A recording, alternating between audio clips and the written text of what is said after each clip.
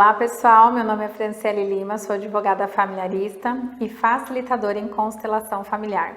E hoje nós teremos a nossa quinta aula sobre formação em planejamento parental. E hoje eu vou apresentar para vocês as cartas sistêmicas da assistente social. Vamos lá? Primeiramente, é importante falar, a importância desse profissional dentro do judiciário. E muitas vezes, em casos de família, é quase que inevitável, porque é esse profissional que vai fazer as visitas na residência de cada família, que vai saber como é que essa criança convive com os pais, vai saber se essa criança é bem acolhida naquele ambiente familiar, como que é aquele ambiente, é um ambiente harmônico, é um ambiente perturbador, como que aquela família convive, como que é a questão de higiene, organização, como que é a rotina dessa família, tá? Então esse profissional, ele é também um braço assistencial do promotor da justiça e ele vai trazer essas informações. Então, após as visitas, com as famílias, ele tem um papel primordial, que é a elaboração de um laudo com um parecer técnico, onde ele vai informar e dizer o que é que aconteceu naquele contexto familiar. O que tem de legal naquela casa, o que não tem, como que aquela criança é assistida, como que esses pais convivem com aquela criança, tá bom? Então esse é o papel primordial do assistente social no nosso jurídico. E agora eu vou apresentar para vocês algumas falas sistêmicas de uma assistente social. E vou explicar para vocês um pouquinho como que a gente vai interpretar essas frases, tá bom? Então vamos lá, nossa primeira frase é: como você se sente por estarem aqui, E aí, observa, como que é que essa pessoa se sente por estar ali? O que ela gostaria de falar para aquele profissional?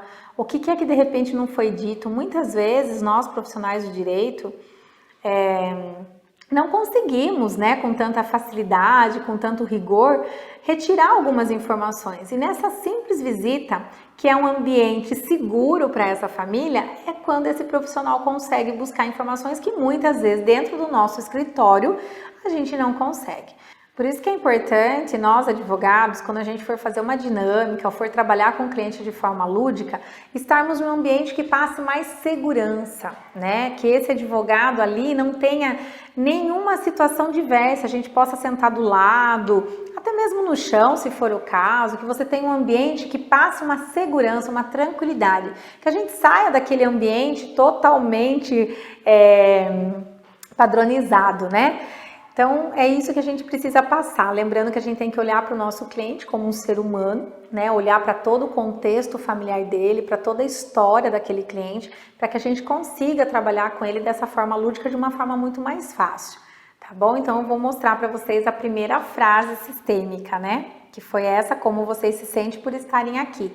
Então, às vezes, é nesse momento que a criança vira para a assistente social e diz: eu não gosto de morar com a minha avó, eu não gosto de morar com o meu pai, ou até mesmo eu não gosto quando a minha mãe recebe visita do namorado.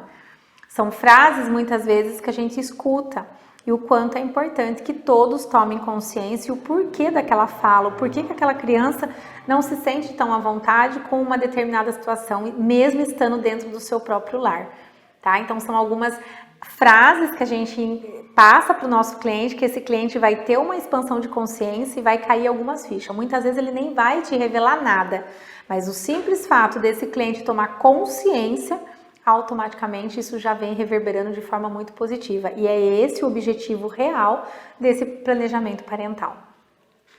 A outra frase que a assistente social sistêmica ela usa é: agora me coloco a serviço do seu sistema. Quando a gente diz isso para o nosso cliente, é como se a gente dissesse assim: a partir de agora, eu não te julgo. Independente do que foi, como foi, independente das suas crenças, independente do que você acredita certo ou errado, está tudo bem.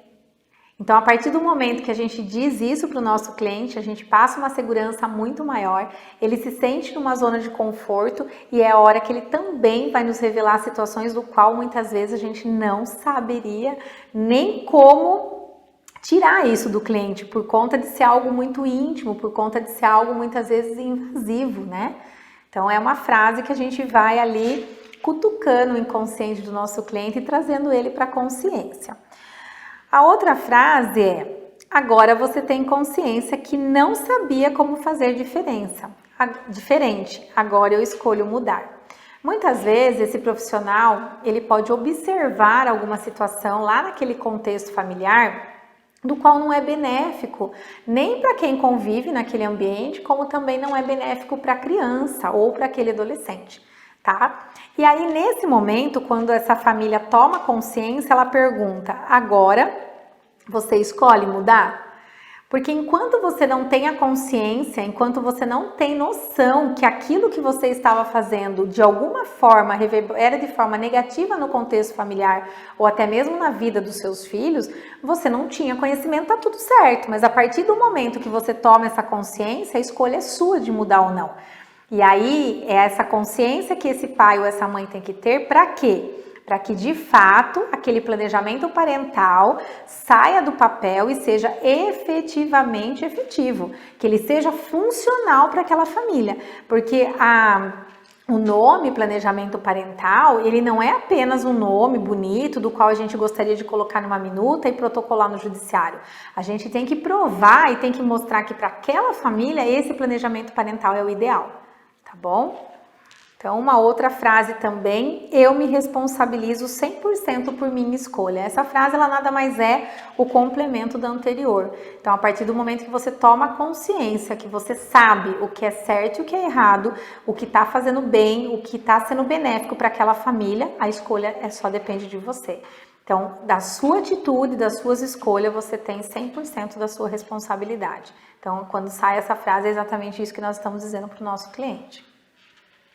A outra frase é: como você olha para os filhos nessa questão apresentada? Então, vamos supor que está acontecendo um divórcio e essa mãe não quer compartilhar a guarda do filho, ela quer uma guarda unilateral e ainda quer restrições nas visitas, né? Não quer que a criança pernoite na casa do pai.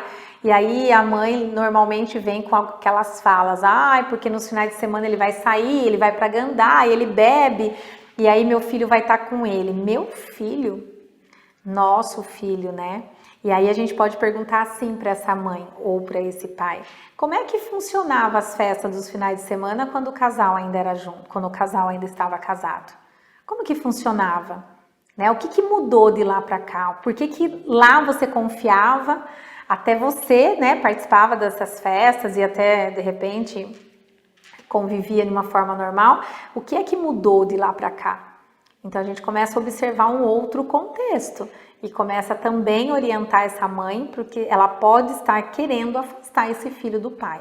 E a gente sabe que com o afastamento desse pai com o filho, as consequências elas são drásticas, né? Muitas vezes irreversível, e muitas vezes essa mãe também poderá responder aí um processo de alienação parental, do qual ela vai ter prejuízos enormes, né? E além da criança, que é algo que a gente tem que proteger e tem que olhar para ela também.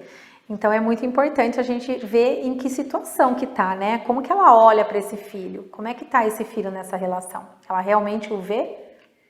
Tá bom? A outra pergunta, a outra frase sistêmica é: como você entende que deve acontecer o equilíbrio familiar, tanto na questão financeira e de convívio e afeto? A gente tem que observar que existem contextos e contexto. Muitas famílias hoje não existe mais uma regra em nenhum padrão, né? Existem mulheres que ganham mais do que homens e homens que ganham mais do que mulheres e vice-versa. Então a gente também precisa ter um equilíbrio financeiro, né? Esse pai ou essa mãe, ela vai pagar e contribuir com as mesmas despesas de quando esse casal morava junto, né? Quando são pai ou mãe solo, tem que ter a proporcionalidade. Claro que quem ganha mais automaticamente vai despender de um valor muito maior. E quem ganha menos também. Então tudo é proporcional, né? É o binômio possibilidade, proporcionalidade e necessidade. Eu falo que é o trinômio aí, né? A gente já vai para o trinômio porque a gente precisa olhar para todos esses quesitos. E quanto é importante que as partes conversem e elas cheguem a uma conclusão do que é benéfico. De forma justa, de forma equilibrada e olhando literalmente para a criança, tá bom? Para os filhos. A outra frase é: com a consciência ampliada, você pode seguir sua vida da maneira que entender e ser conveniente? E aí, né? Joga essa pergunta para o cliente e deixa ele responder. O que é que faz sentido para ele? É conveniente? Não é conveniente? Né? O que é que ele quer decidir daqui para frente? Mudou, né? A história, ela vai seguir em um outro formato, com outro contexto. Alguns vão, outras pessoas vão ser agregadas. E aí, o que ela quer fazer de bom com isso? Tá bom? A outra frase é: no limite e da forma que eu entendo ser ideal, me coloco como facilitador e uma possível solução. O assistente social, ele tá ali para realmente te dar o colo, que muitas vezes a mãe não deu na infância, né? Ela tá ali com um olhar amoroso, com um olhar acalentador. É essa a função justamente para que ela possa, de forma humanizada, olhar para o contexto familiar, né? O que é que essa família precisa? Eu já vi muitos laudos, né, técnicos de excelentes profissionais, assistentes sociais, que eram muito incrível, né? Que às vezes a reclamação lá vem porque a família é muito humilde ou porque aquela criança não tem uma cama ou o quarto é conjunto com todos os irmãos, geralmente são famílias grandes, né?